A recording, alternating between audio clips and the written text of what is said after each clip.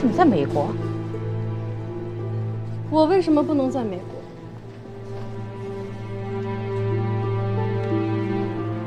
你肚子里的孩子是谁的？你觉得你从10几米开外像个坦克一样冲过来，一声你好都没有，就想知道我肚子里的孩他爸是谁？这是一个市长夫人应该有的素质和仪态吗？尤其是当着令公子。你好，淑珍。你认识他？你们怎么认识的？什么时间、什么地点？谁给你们介绍的？那么紧张干嘛？我不过是跟令公子见过一面，至于吗？你闭嘴！他是妙英一个朋友的同事，我们在商场见过一次。哼。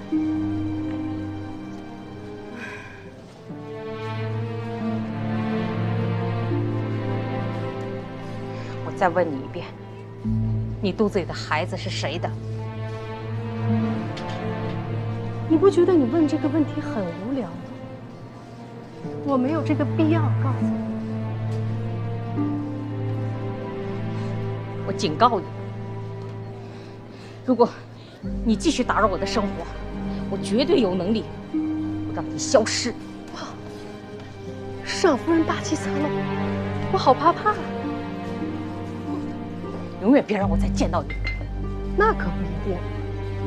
我记得上次你也是这么说的，这不是很快又见面了？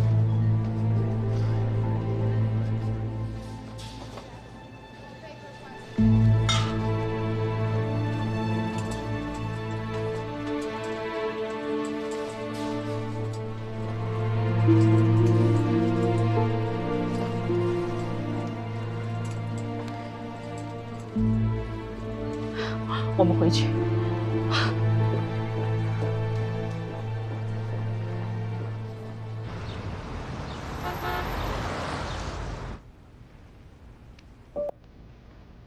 啊，就是那个人，对吗？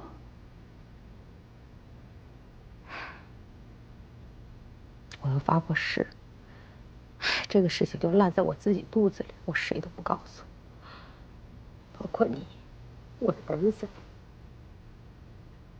刚才我实在是没有控制住自己。不是上次您来美国的时候，您不是告诉我，那人跟我爸已经断了吗？你爸是这么跟我保证的，我也是这么相信的。那他现在出现在美国，是我爸安排的吗？这我不知道。他们俩彻底断了。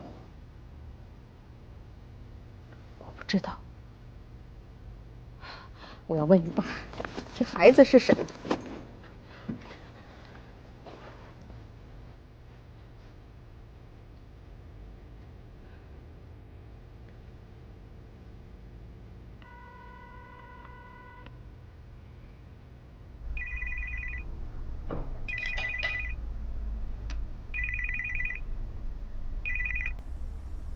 刘文，是我。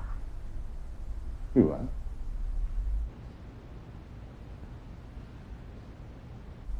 喂，喂，玉文，玉文，你怎么不说话呀？你是在用你的手机和我通话吗？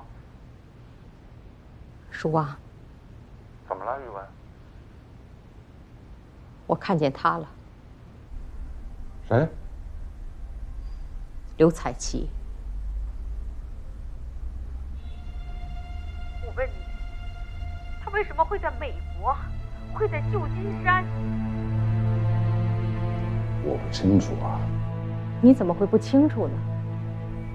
我当时就是安排让他尽快离开国内，其他的事情就没有再过问。你真的不知道他去哪儿了？不知道。那他怀着孩子，你知道吗？谁？什么孩子？就是他刘彩琪。我刚才看见他的时候，他大着肚子，肚子里的孩子已经8、9个月了。我不知道。叔啊，如果这个孩子是你的，如果你还在欺骗我、隐瞒我，那我就告诉你，这个孩子一旦生下来，你将会是身败名裂。这是一个活生生的孩子，他不是像一个情妇那么容易好隐藏，他就是一颗随时可以爆炸的炸弹。冷静，冷静，宇文，一定要冷静。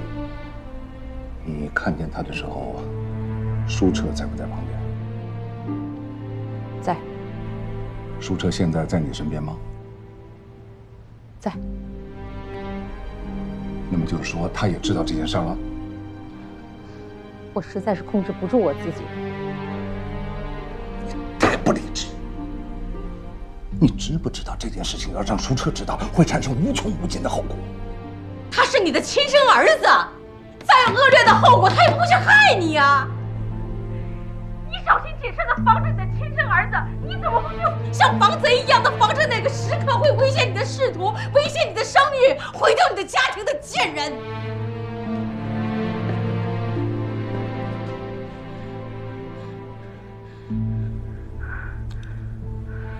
好了，宇文，我向你发誓，我跟他已经彻底的断了，并且我也已经跟你保证过，绝不会再犯此类错误。咱们不能再出任何差错了。你这样，你现在离开舒澈，去你的房间，不能让他听到我们之间的谈话。完成。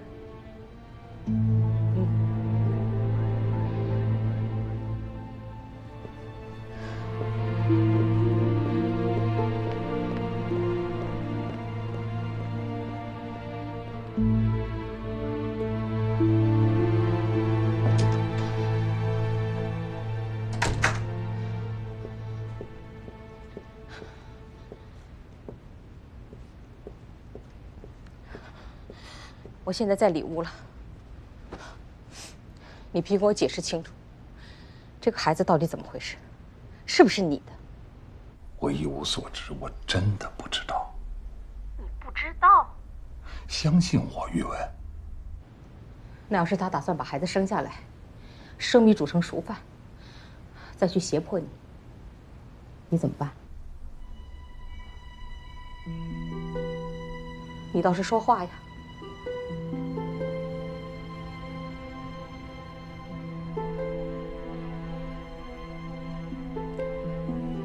我安排他过去，让他搞定一切，你放心。你跟他说，不管他用什么方法，绝对不能让这个孩子生下来。只要这孩子是你的。我知道，在他没有到美国之前，你什么事情也不要做。我知道。另外，关于舒澈，你不能让他知道更多的，要控制好他的情绪。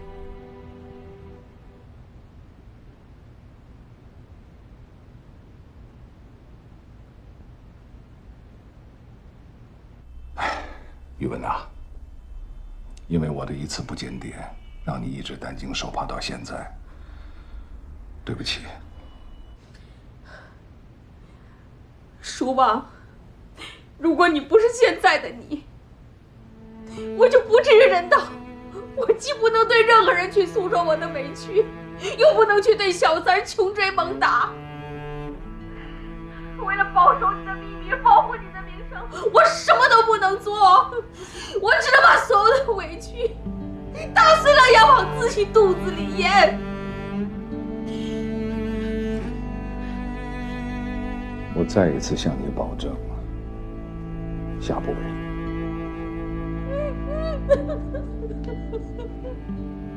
宇文啊，我现在知道了，被选择放在这个位置上，人们就会用非常人的纪律和道德来要求我。我完全失去了普通人的自由，更没有1秒钟可以犯所有男人都可能犯的错误的资格。同时我更清楚，你我是永远捆绑的一体，谁也不能把我们拆分。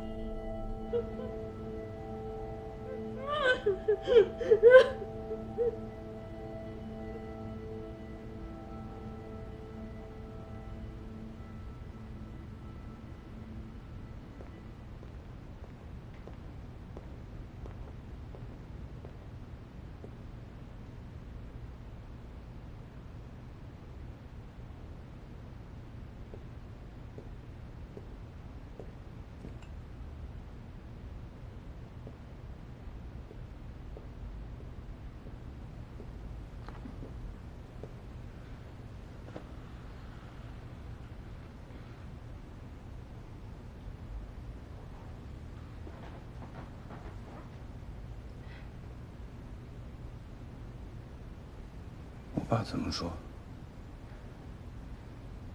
是我误会他了。那个女人的孩子和他丝毫关系都扯不上。你爸没有撒谎，他和他早就断了。现在那个女人的一切都跟他无关。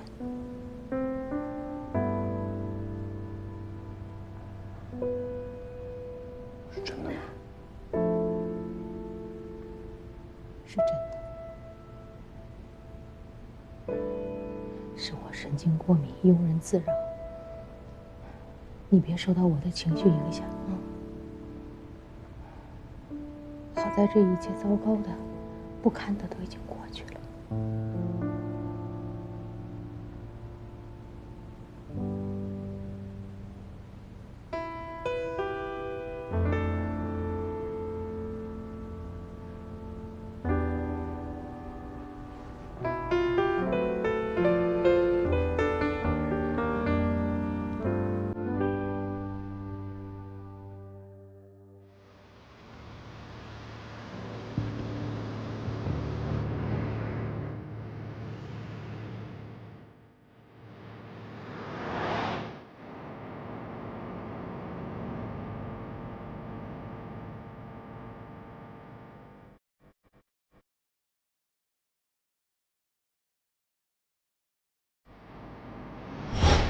我还认识一位姓舒的。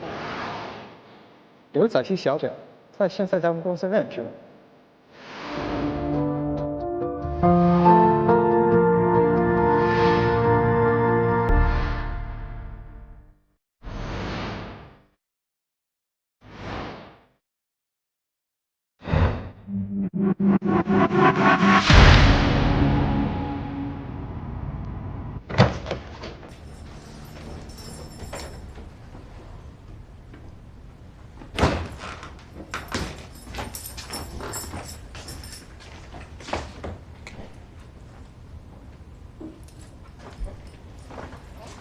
刘云，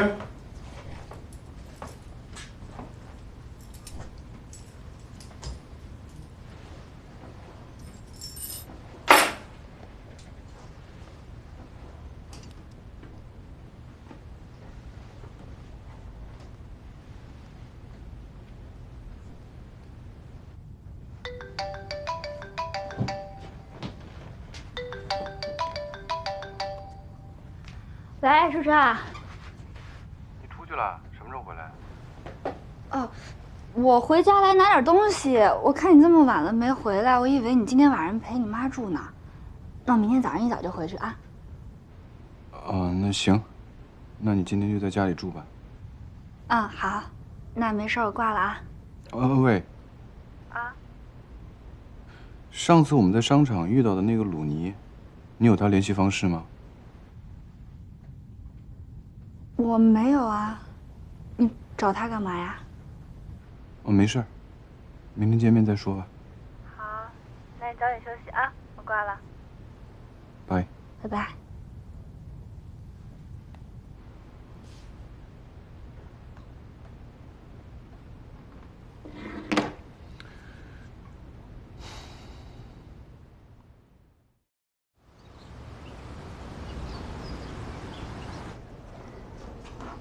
Morning， 这一路上给我堵的呀！吃早餐了吗？要不要来杯咖啡？先坐下吧。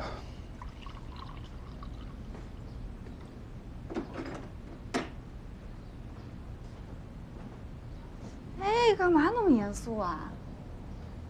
你昨天晚上跟我要鲁尼的电话干嘛呀？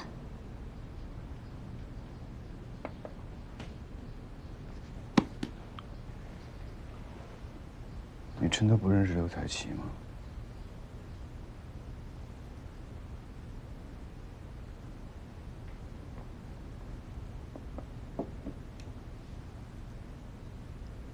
为什么突然问这个？回答我。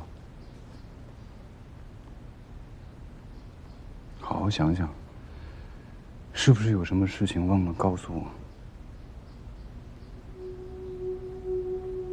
如果我和舒澈的谈话到此为止，或许还会有一段好日子，更或许能熬过劫难。但是没有或许，这时我想起对舒澈的承诺，于是我决定说出最后一件他不曾知道的事情。舒澈，我承认这事儿我确实对你隐瞒了。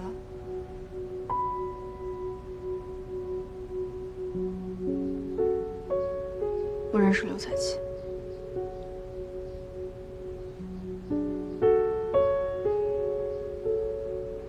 3年前，他做过我爸的特别助理。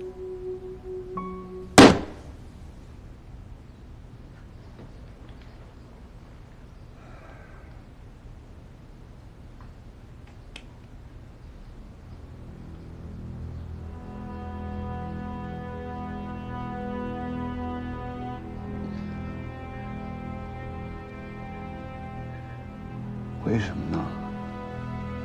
之前我们说好的，对对方不会有一丝一毫的隐瞒，你也答应过我。我还问你有没有隐瞒我什么事儿，你说没有。到底发生了什么？我跟我妈昨天去超市，遇到刘彩琪了。然后呢？后来我妈告诉我，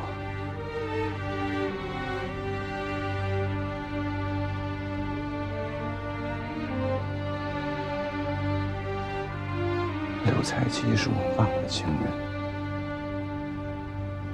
景阳，这些你都不知道吗？我发誓，我真的完全都不知道。3年前，他是你爸爸的特别助理，然后跟我爸爸在一起，变成了我爸爸的情人。现在他突然出现在美国，在你爸合作的商业伙伴的部门里任职。好巧啊！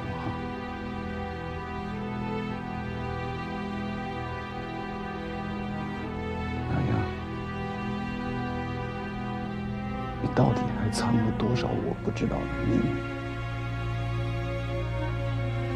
没有，你回答快的我都没法相信你有。真的没有。没有。你干嘛呀？你干嘛？找刘彩琪啊！你找他干嘛呀？我要知道所有的事情，把钥匙给我。不行，你不能去。不是，你不能去。舒澈，你不能去。舒澈，你就非要知道所有吗？我们过两人日子不可以是吗？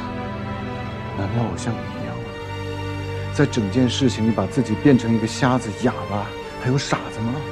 不管当什么，至少我们能在一起。妙阳，即便是为了爱情，我也没有办法把自己变成一个把头塞进沙子里的鸵鸟。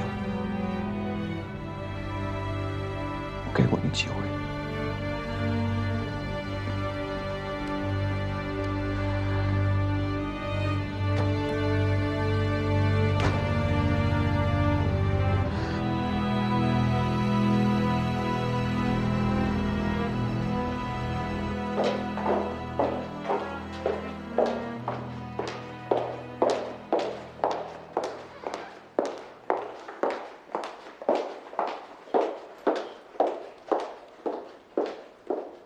The sir would like to see Mr. Strong.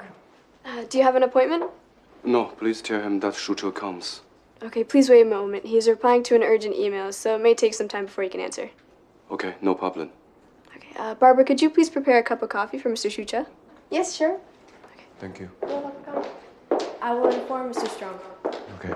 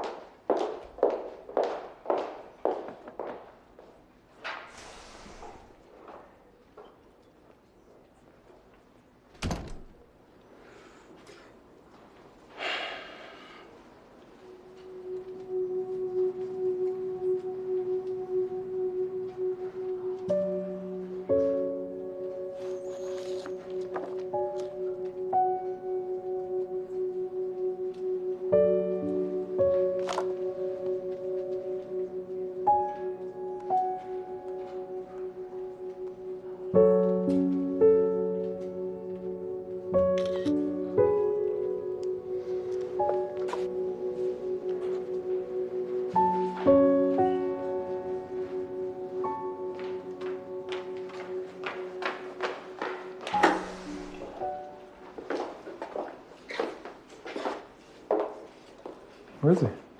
Oh, he was just here. Oh, strange. Okay.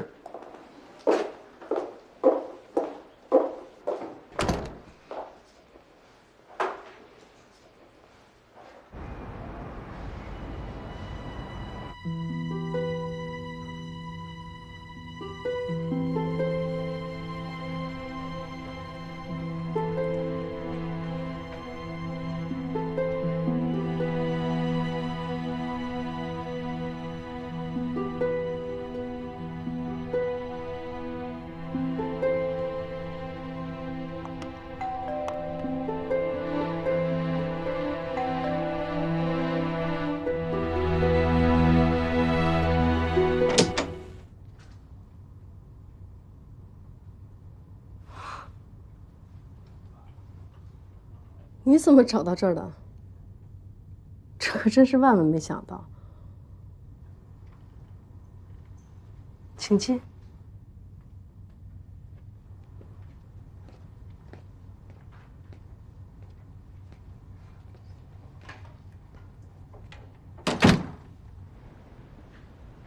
想喝点什么？不用，问几句话就走。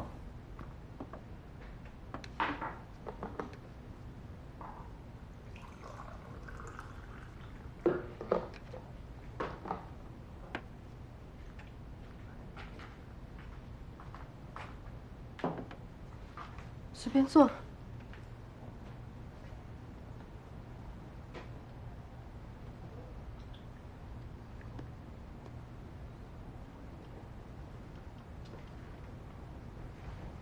你和我爸的事儿，在你第一次见到我，你就想告诉我这个。请原谅一个长期被刻意隐藏的女人，总是忍不住想证明她的存在，总是想让人知道，有我这么一个人，有这么一份感情，哪怕它并不道德。好，现在我找到你了，我相信有很多我爸妈死都不愿意说的事儿，在你这儿我可以找到答案。你想知道什么？问吧。你的孩子是？你爸爸。抱歉，我这么坦白，但我100%的确定，他是你同父异母的弟弟。我爸知道吗？不知道。不知道。直到现在我都没有告诉他。要不是那天在超市巧遇你妈被他发现，我会等到孩子出生以后才告诉他。为什么？因为如果他知道，是不会让我把他生下来。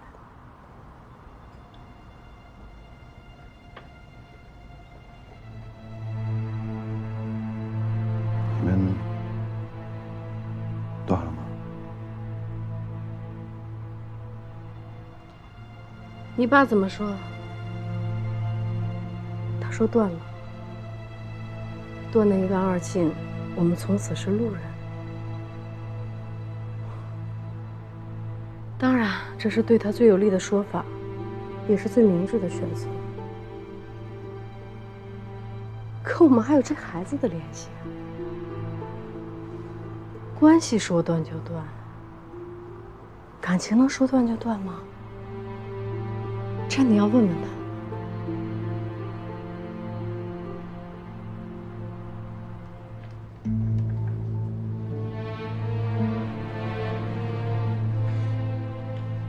你想要什么？我想要什么，他们知道。你替谁问？我自己。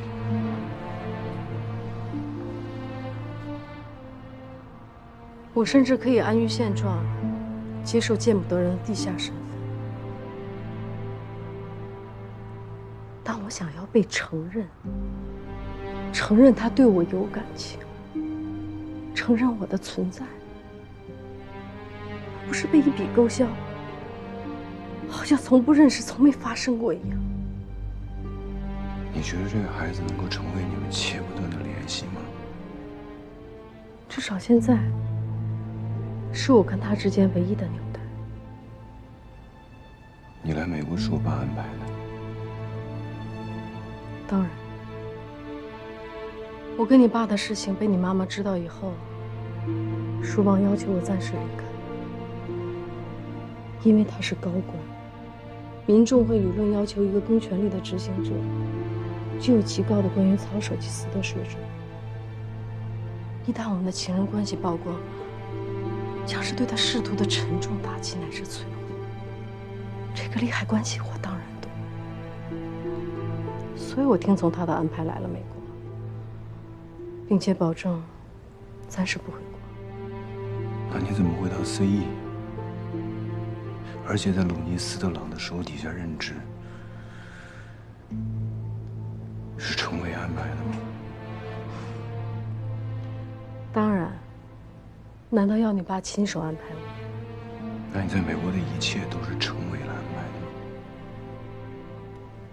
吗？上上下下都是程伟，甚至包括你认识我吧？是。当初他跟你爸建立联系以后，总不能每次传递消息都要他们两个亲力亲为吧？为了避嫌，我就成了他们之间的联络人。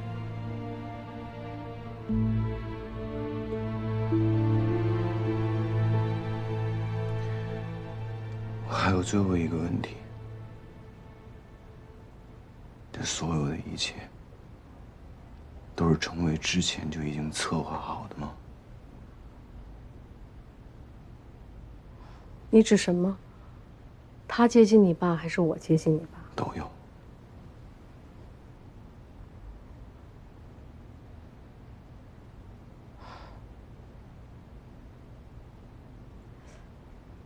感情这种事儿能事先策划吗？我不知道，就像你和妙莹，还有我和舒望。反正我给程伟做特别助理，他让我出面公关搞定你爸。他们的合作，最早是你和妙莹搭桥，后面是我铺路。那你说这一切，程伟是不是事先策划的？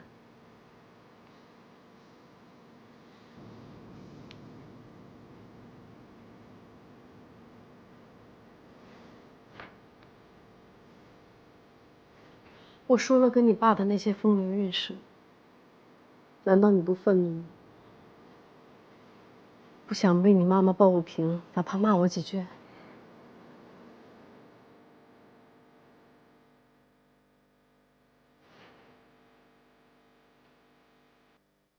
我的愤怒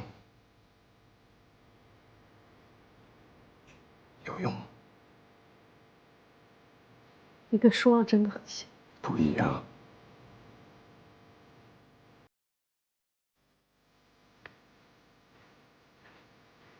舒澈，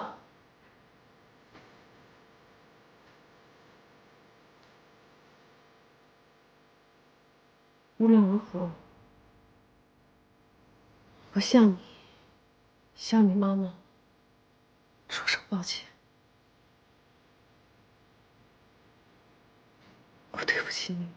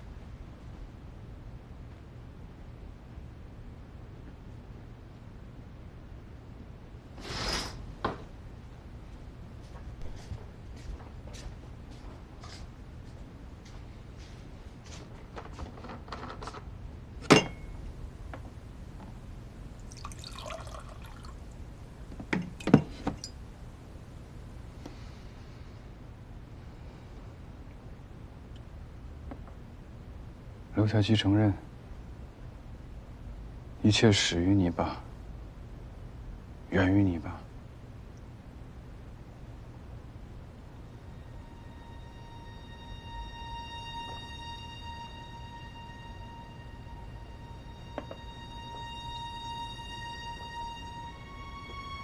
我丝毫不知道他和你爸的事儿，这事儿没有故意对你隐瞒。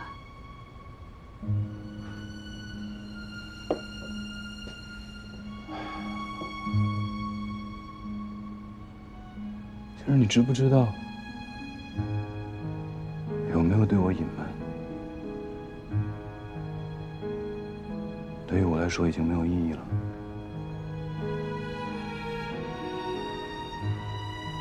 你还是在怨我。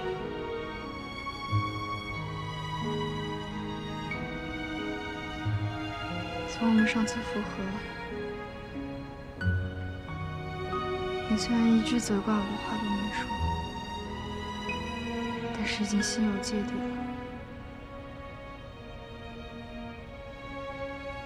对吗？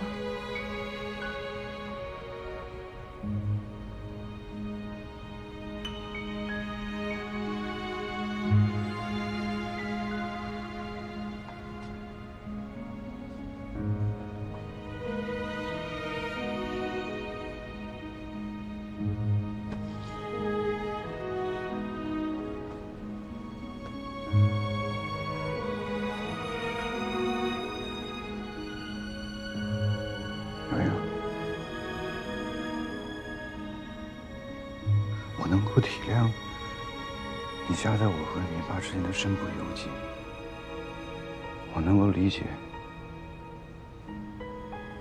你所有的无奈，所有的委屈，都不会责怪你。但是对我隐瞒，不是你唯一的选择，你还有别的选择。你可以站在我的身边，跟我共同面对。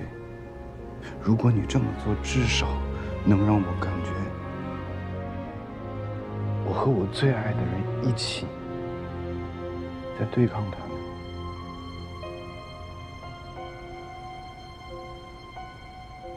可是你选择的是沉默与顺从，配合他们的一切。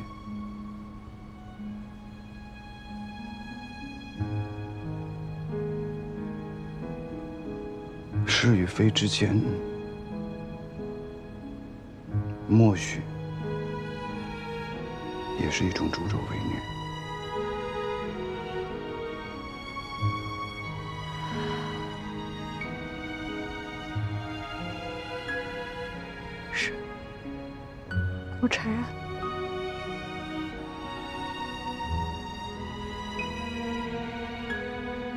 既没有勇气，也不够勇敢。我没有勇气去拒绝我爸，我也不够勇敢和你站在一起和他们抵抗。我没有资格，也没有立场来要求你勇敢。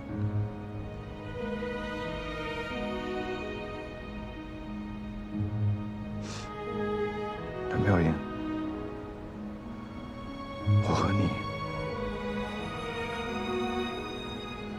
终究不是一样的人。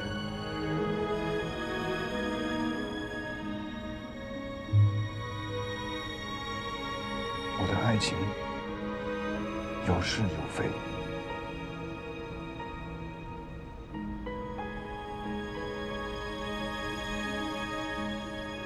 我做不到，只要两个人相爱，就算深陷泥潭，也不闻不问不管。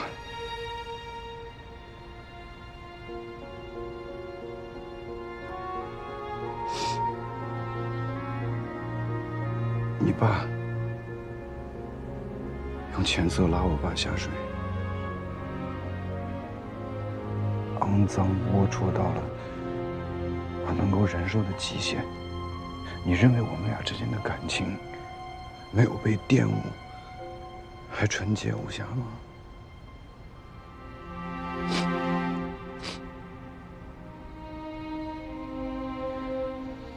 你认为我们两个人还可以继续在一起吗？再给我最后一次机会，好吗？我现在出去一趟，我希望我回来的时候，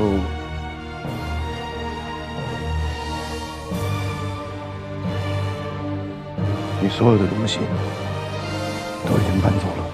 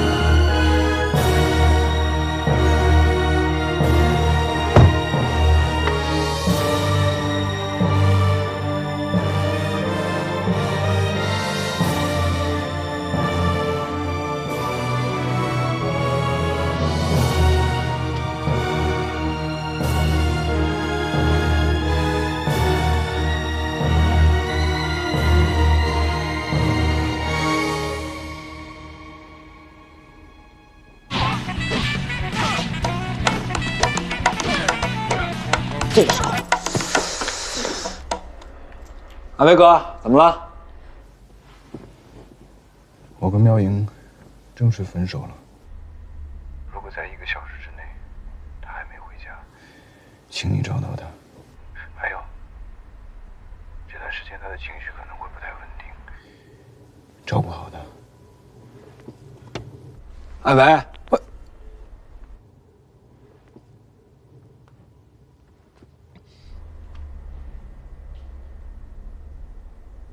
Sorry, the phone you are calling is powered off.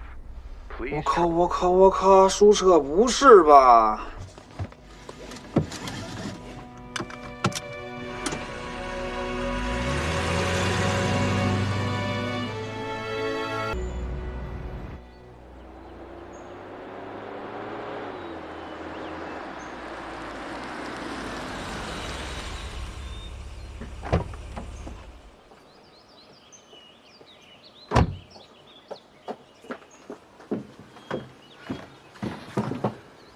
舒澈，开门！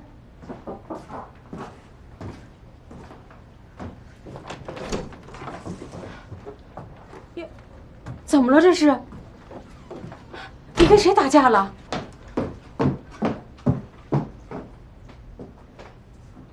你这是怎么了？这儿啊？你这些天你都睡沙发呀？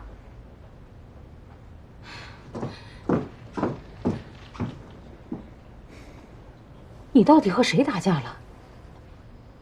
你怎么突然就跟大家失联了？怎么突然就跟妙莹断绝关系了？我见过刘彩琪了。他来找你了？我去找的他，因为我想知道真相。现在我知道了，刘彩琪肚子里的孩子就是我爸。这个女人她到底想干什么？她是不是不甘心就安安静静的从我们生活中消失啊？她的目的就是为了拿这个肚子里的孩子来胁迫你爸，胁迫我，胁迫我们来接受他，长期存在在我们的生活里，贪得无厌，无休无止的索取利益。我还知道，刘彩琪之所以会认识我爸爸，那是接受了程伟的安排，替程伟公关。程伟跟我爸之间激起了所有官商勾结的套路，权、钱、色。舒澈，你怎么能这么说你爸呢？这些事儿，您之前就知道了是吗？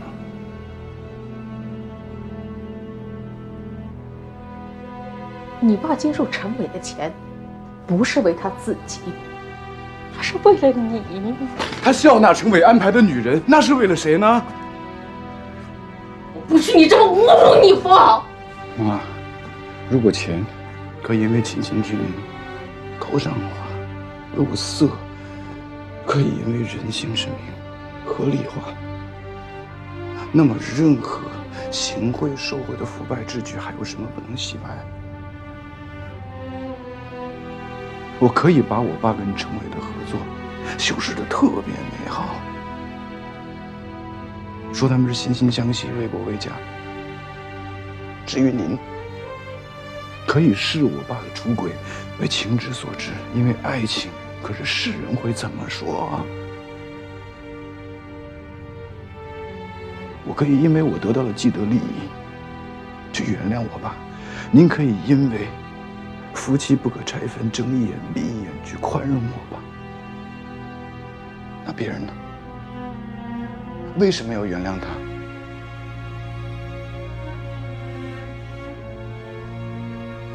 妈，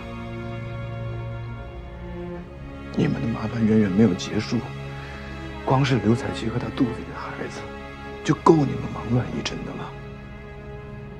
我爸怎么面对，您怎么处理？很抱歉，我无能为力。您都没有办法阻止他们开始，我就更没有办法让它结束。所以现在我还有最后一个请求，我求你们了，不要再以为了我好的名义，让我去接受我不接受的价值观和人生。别管我，让我安静的读书，过我自己的生活。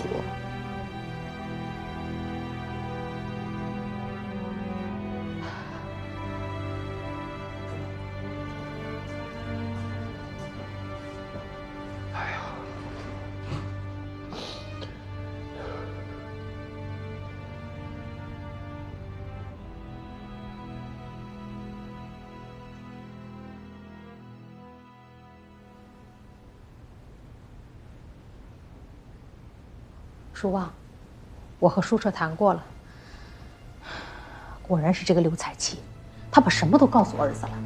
她到底想干什么呀？那舒澈是什么反应？她和妙莹分手了。他是什么意思？他的意思是，宁愿舍弃和妙莹的感情，也要和程伟划清界限。是不是也要跟我划清界限的意思啊？他把我也划到你那边，刚才我是被他赶出门的。咱们的这个儿子是越来越麻烦了。朱旺，你的麻烦，我们的麻烦，都不在于儿子。他心里再不接受已经发生的事情，再不接受你的价值观，他也不会伤害到你。刘彩琪就不一样了，她才是我们的麻烦，早晚是个祸患。我知道。陈伟马上就回到美国，一切都交给他处理，包括后话。交给他办，你放心吗？他现在跟我们是利益共同体，一荣俱荣，一损俱损。处理不好刘彩琪，他也会有麻烦。要是他也解决不了呢？你放心，他比我们更知道该怎么做。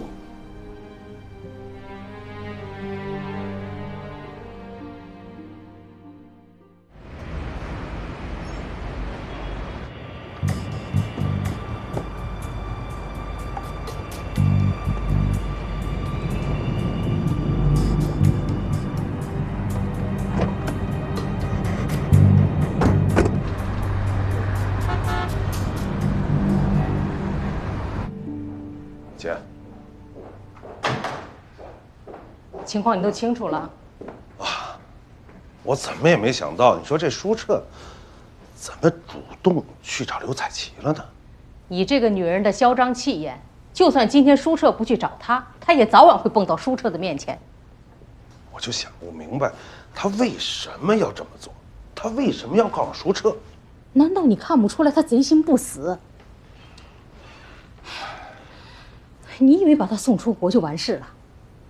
他1分钟都没有想放弃这层关系。他为什么要悄悄怀孕，坚持把孩子生下来？他就是要逼迫舒望，甚至逼迫我，不得不承认，不得不接受他阴魂不散的存在。他宁可做个地下情人，国外二奶，他也要咬住舒望不撒嘴。可能他还会觉得自己委曲求全呢。我原来真没看出这个女人这么大的野心。你把她送出国，交给鲁尼看管，那时候，你真的不知道她怀孕了？如果我要是知道，今天的一切事情就不会发生。现在这个女人跟她的孩子，那就成了顶在咱们脑袋上的一颗雷呀。我看她的肚子也有7、8个月了，鲁尼不可能不知道啊。那他为什么不告诉我？我哪知道啊！所以一会儿我要去跟那个鲁尼聊聊啊。都蠢到要问到鲁尼头上了，你这还不是明摆着的呀？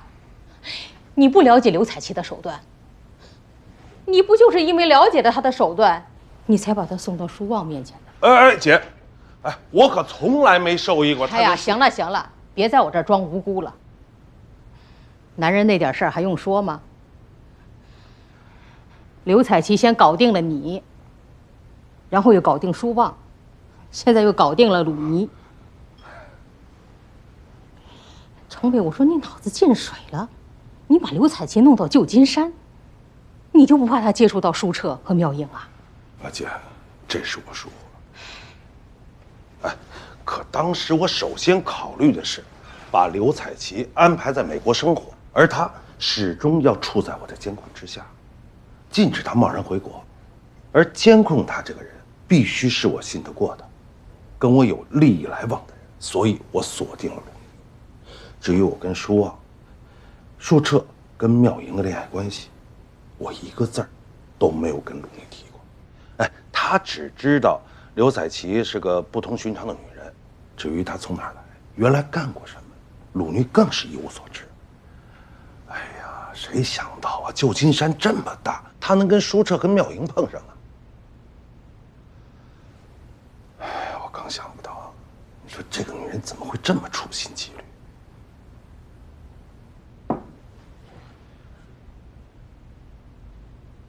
舒望应该跟你说过，我想再强调一遍，不管你用什么手段，绝对绝对不能让这个孩子生下来。我保证。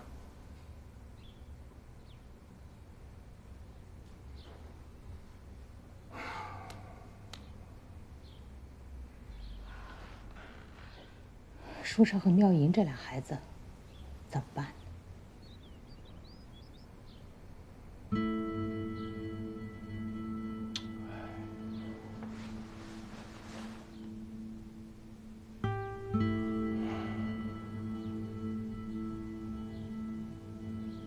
高攀不上舒澈，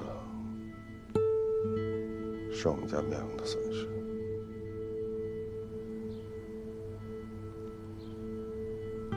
可这话反过来说，他们俩现在分开了，我们不是更安全吗？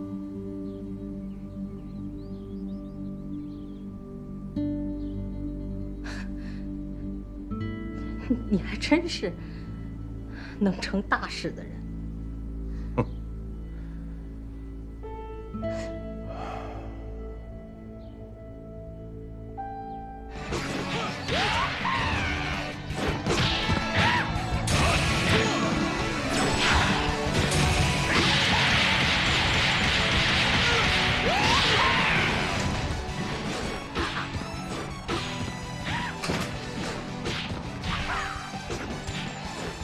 爸，你回来了。你姐呢？楼上呢。哦。他这几天呀，大门不出，二门不迈，我真怕他出点事儿，所以寸步不离。算你干点正事儿了。哎，要我陪您上去啊？我打完这局。你玩吧，我跟你姐单独说点事儿。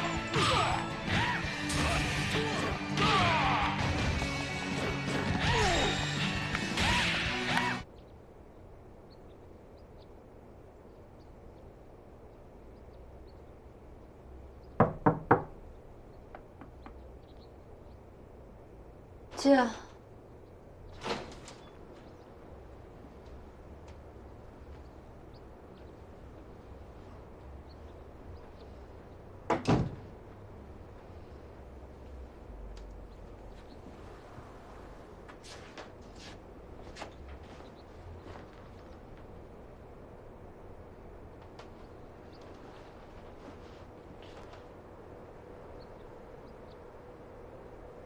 这两天没睡好吧？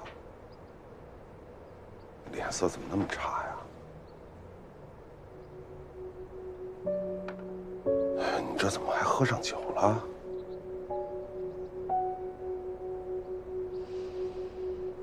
你大老远的赶回美国来，就是因为担心我？我就是因为担心你啊！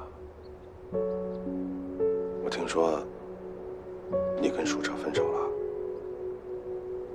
我跟他分手，你不是应该更放心吗？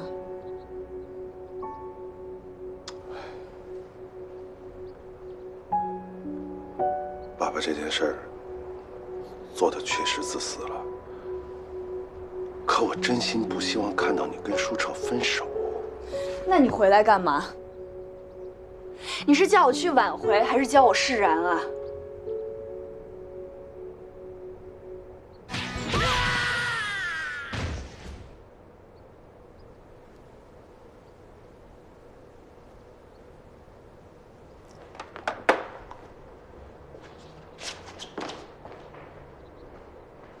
面对你跟舒澈10几年的爱情，我现在说什么都是轻飘的。但是爸爸还是想劝你，既然现在这样了，那咱们就不如把这段感情暂时放下。如果你们真心相爱，就暂时放下了也不会失去，对不对？如果舒澈有什么想法的话，时间可以包容一切，冲淡一切。也许过段时间，过段时间什么？过段时间等你地铁车厢陈建全拿到的时候，我再回去挽回我的爱情吗？当我的爱情让你可以依附权力的时候，你利用它，你需要它；当它阻碍你的利益的时候，你要抛弃它，你让我毁了它。苗阳，我真不是为了自己利益就不顾女儿幸福的父亲。你难道不是吗？我的爱情，我的幸福，在你眼里算什么？在集团利益面前又算什么？微不足道吧？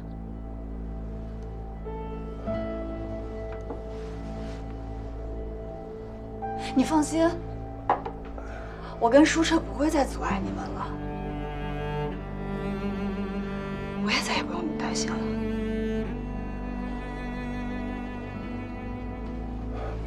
你出去，你不要过来。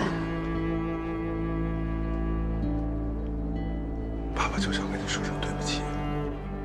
有用吗？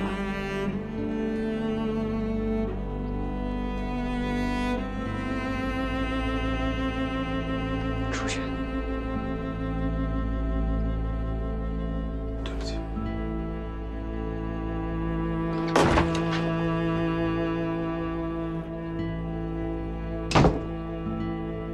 哦，我问您晚上吃什么？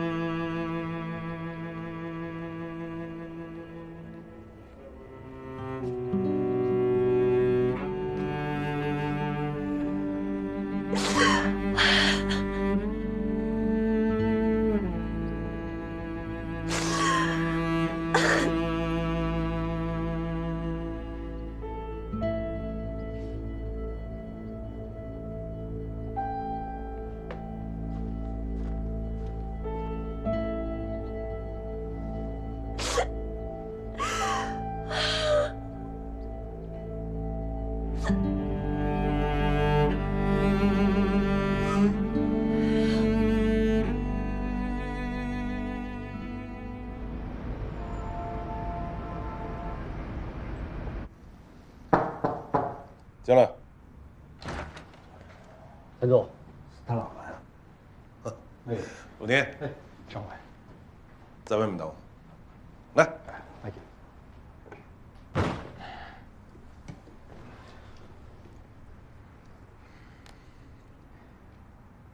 在谈公事以前，我要问你件事。说。刘彩琪怀孕，你知不知道？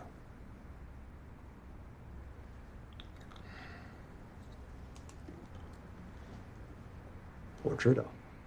这么大的事儿，你为什么不告诉我？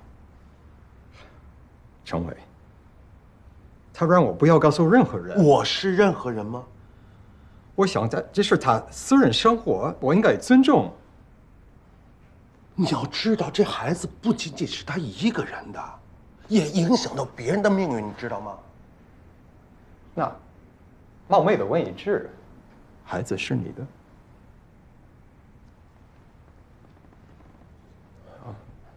你不方便回答我，收回这个问题。陆尼，你就清楚一点，不管这孩子是谁的，已经不仅仅是一个私生子的问题了。它不但会影响到我们的合作，甚至会威胁到我们能不能拿到地铁项目的竞标。这么严重？就这么严重。那你打算怎么做？那都这样了，我怎么做？我只能见他，好好聊聊。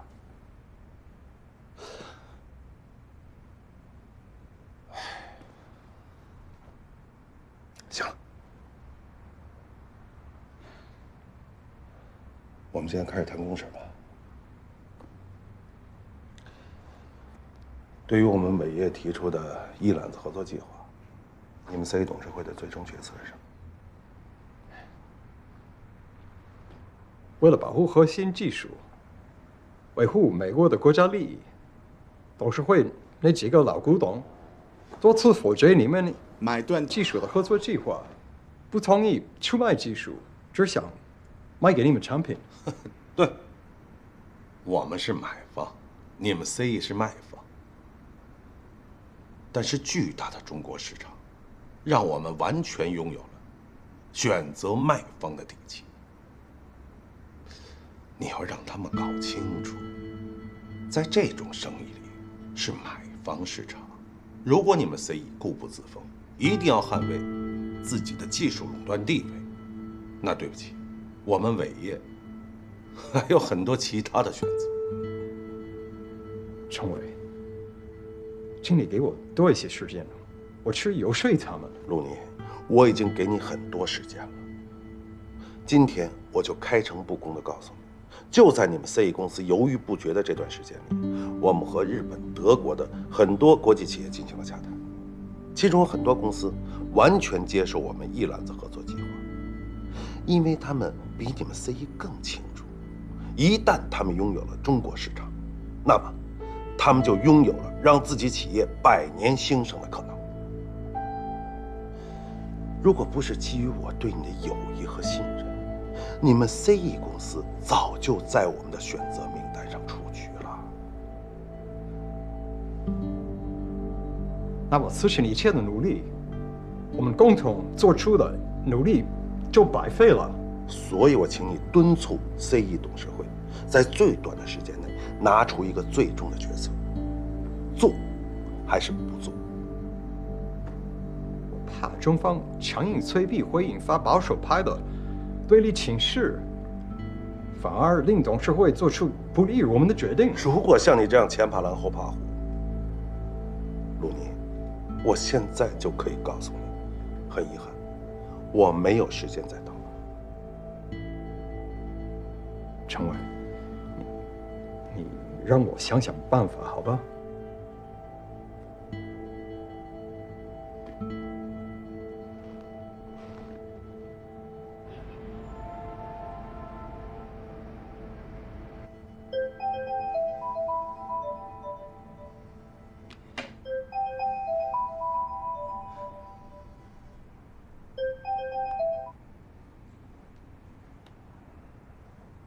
我知道你最近会跟我联系。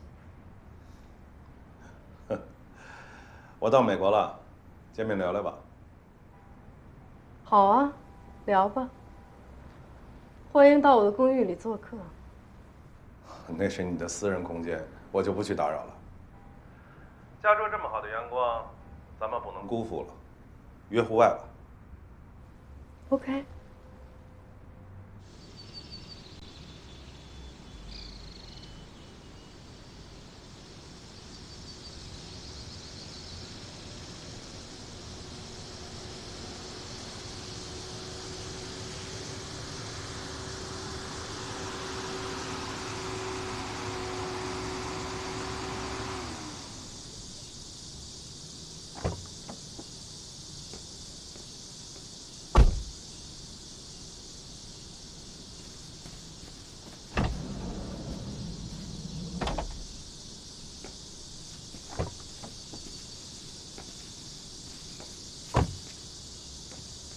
好久不见。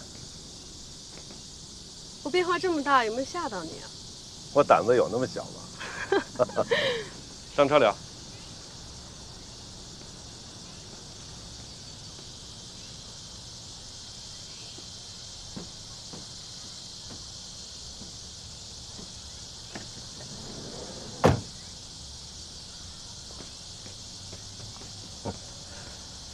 这孩子多大了？差13天就9个月了，还1个多月就要生了。这么大的事儿，你瞒的是严严实实啊？怎么，想憋个新闻上头条啊？这不是应该感谢你把我扔在美国后就不闻不问吗？哎呀，你说，你都瞒了这么长时间了，你干嘛非得选择现在这个时候，跳到他们家人面前显示你的存在感呢？还有。你干嘛要跟舒澈说呀？你这是犯了大忌，你知道吗？出现在他太太和儿子面前的时机不是我选的，是撞上的。这肚子大了，藏是藏不住，我可什么都没说，他太太自己就疯起来了，这可赖不着我。至于我告诉了谁，说了什么，也由不得我。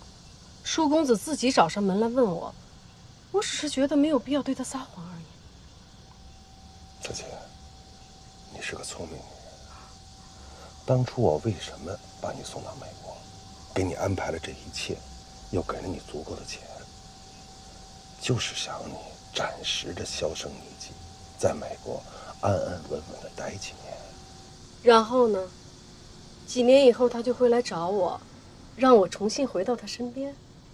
时间会改变一切的。这几年的时间，啊，会发生多少事儿啊？啊，你说。你年轻，漂亮，也许你一转身，碰上桃花了，重新开始一段新的感情，也不是没有这种可能啊。如果真是那样的话，你和他是不是就都松了口气？以前我是你公关的一颗棋子，是他一时的感情抚慰。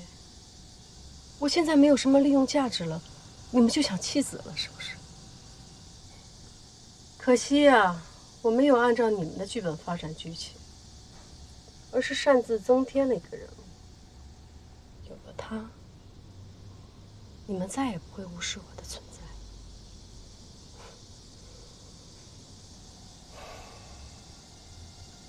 说吧，你想用这个筹码换什么？我的孩子不会成为交易的筹码。我想要的，也不过是个正常女人的基本需求。不想交易，那就是想要感情。你不会幼稚到想用这个孩子，在他的生活当中占有一席之地吧？我只想留住一段，哪怕只是被私底下承认的感情，就这么可笑吗？刘彩青，你也是一个在商场上打过滚的女人，任何感情的背后都有利益在支撑。这个道理你不明白吗？你是在美国待傻了吧，才有这种荒谬的想法啊！恰恰是离开了你们那个只有利益的世界，我才更知道了自己想要什么。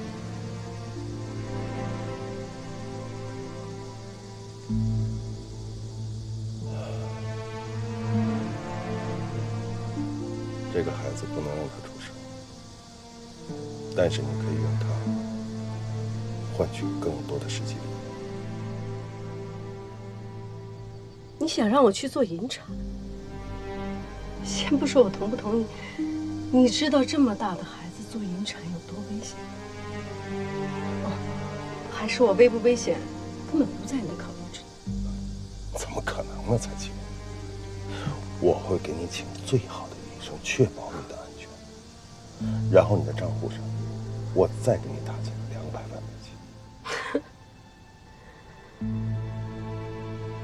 你是在为我孩子的命开价吗？我明确告诉你，我不接受。彩青，听我去劝你，千万别意气用事。今天你不冷静，咱们就不谈了。你回去安静下来，好好的想想，想好了再来打赌。我已经考虑得很清楚，这个孩子是我跟他之间最后的纽带。只要这条纽带连着，我和舒旺就永远不会结束。这个孩子我要定了，这个答案不会改变。